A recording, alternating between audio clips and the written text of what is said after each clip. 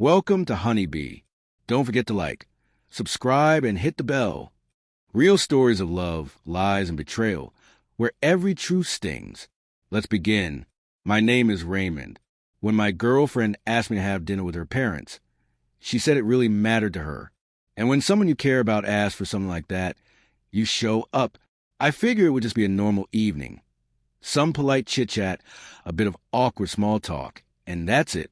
But what happened that night completely blindsided me. At that table, my girlfriend laughed and tore me apart in front of her parents, all in Spanish, thinking I couldn't understand a single word. What she didn't know was that I caught every bit of it. And before the night was over, I gave her a surprise she never saw coming. When I first met Valeria, I had just started a new job at a mid-sized pharmaceutical company. I was in an entry-level position, mostly handling internal reports, shipping logs, and paperwork. It wasn't glamorous, but it paid the bills and had room for growth. One ordinary day, buried in documents, I first saw her. She worked for a logistics partner that handled inter-branch deliveries. That afternoon, she came in with a padded envelope from my supervisor, who happened to be out, so I signed for it. Honestly, I didn't think twice at first. Just another delivery. Valeria walked in with this focused, all-business energy that made me want to crack through that serious shell and make her laugh. So I made a silly joke about how our office was probably the highlight of her delivery route, and that she should really enjoy the experience. It wasn't a great joke, but she smiled. From then on, every time she had a delivery for our floor, she stayed a little longer.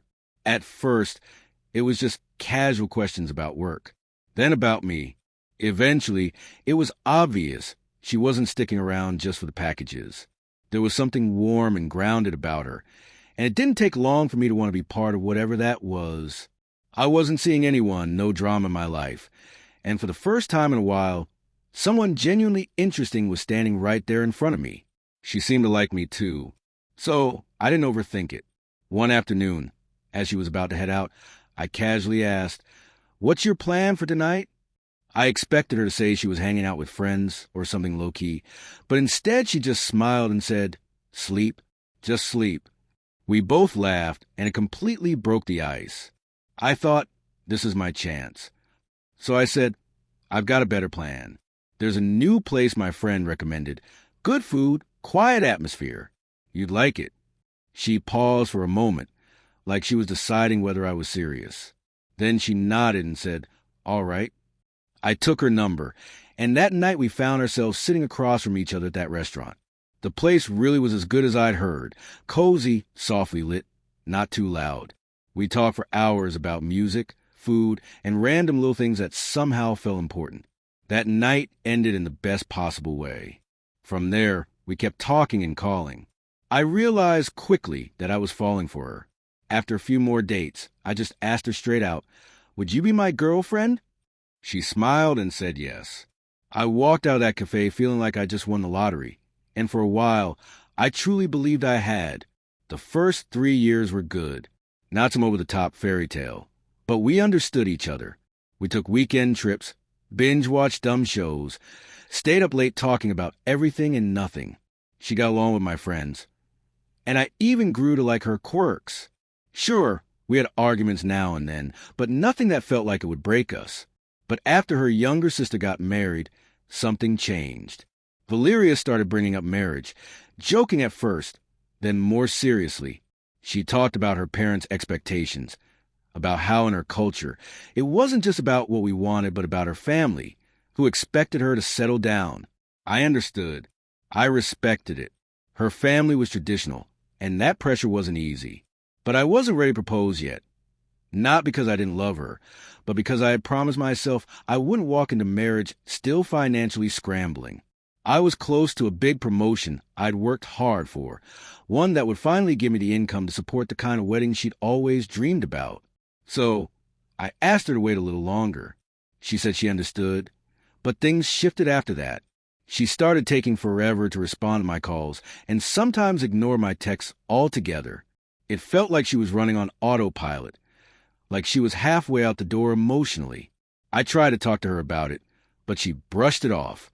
Then, a few days before the weekend, she texted, "Hey, are you free this weekend? My parents want to meet you." I just stare at my phone. I hadn't expected that. Meeting the parents is a big step, and honestly, I didn't feel ready. My first instinct was to say no. I even started typing an excuse. But before I could send it, she texted again. Really? What could possibly be more important than meeting my parents? That shut me up. I didn't have a good answer. I wasn't busy. I was just nervous. Meeting someone's parents can change everything. If they don't like you, it can wreck the relationship. I tried calling her to explain, but she was firm. If we're serious about each other, this shouldn't even be a question. She was right. I didn't want to fight. We'd been having small arguments lately, and I wasn't about to start another one over this. So I agreed. She immediately sounded relieved. "Great. They're going to love you," she said, completely confident. That helped a little. But I still knew I had to make the best possible impression. So I prepared. Bought a nice bottle of wine. Picked out dark jeans, a blazer, polished my shoes, even Googled basic dinner etiquette just in case. By Saturday, I was dressed like I was heading to a job interview, and in a way, I kind of was. When I parked outside their house, I sat in the car for a moment, took a deep breath, and told myself, just be yourself. Be respectful. You've got this. I rang the bell. Dinner started off well. Her parents were warm and welcoming, smiling as if they had been waiting to meet me. Her dad even gave me a solid handshake. While Valeria helped her mom in the kitchen, her dad offered me a drink, and we chatted lightly. He asked good questions. I thought, okay, this is going better than I imagined. When dinner was ready, we moved to the table. At first, everything was fine. Her dad kept asking about my job, clearly sizing me up, but I stayed calm and answered. Then the tone shifted. Her mom said something in Spanish, and everyone laughed, except me. I speak Spanish. Not fluently, but well enough. I didn't let them know. I just kept eating, pretending I didn't understand. But what she said cut deep. She basically said my job wasn't good enough to provide for their daughter. Her husband added that of all the guys Valeria had ever dated, I looked like the one with the least ambition. That one hit harder than I expected. Then Valeria joined in. She said she was managing me, that she only brought me there so they could meet me before she found someone better. I kept my face calm, but inside my stomach twisted. At one point, her mom even looked right at me and asked, still in Spanish, if they were sure I couldn't understand what they were saying. Valeria laughed and said I was too dumb to know what they were talking about. And then, as if nothing had happened, her mom switched to English and smiled sweetly. "Are you enjoying the food, Raymond?" I smiled right back. "Yes, ma'am. It's delicious. Thank you." And it was true. The food was good. Everything else at that table was what left a bad taste in my mouth. When dessert was done and the plates were being cleared, I stood, looked around the table, and thanked them in Spanish for their hospitality, loud enough for everyone to hear. The room went dead silent. Her dad stiffened, her mom blinked like she couldn't believe what she just heard, and Valeria's face went pale. That smug smile she'd worn all evening disappeared. Still in Spanish, I told him I had understood every word, every insult, every laugh, every condescending remark. Then I calmly picked up my coat, nodded politely, and walked out. In all 3 years we'd been together, I never once mentioned that I'd taken 4 years of Spanish in high school. I wasn't fluent, but I knew enough to follow a conversation, and enough to sit through an entire dinner hearing myself get mocked without flinching. Ironically, I'd spent the whole week practicing one sentence. "Thank you for having me," because I wanted to make a good impression. By the time I got home, my phone was blowing up calls, texts, a flood of panic. She kept asking why I never told her I could understand Spanish, like that was a betrayal.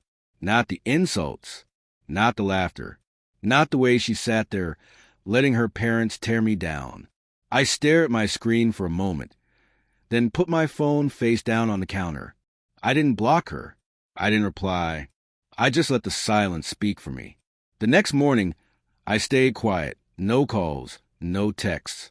I figured silence would say more than words ever could. But then came the knock. Before I even got up, I knew who it was. Valeria stood at my door, looking angry, exhausted, and confused all at once. "Why are you ignoring me?" was the first thing out of her mouth. I didn't flinch. "I don't owe you anything," I told her, and I meant it. Whatever we had ended that night.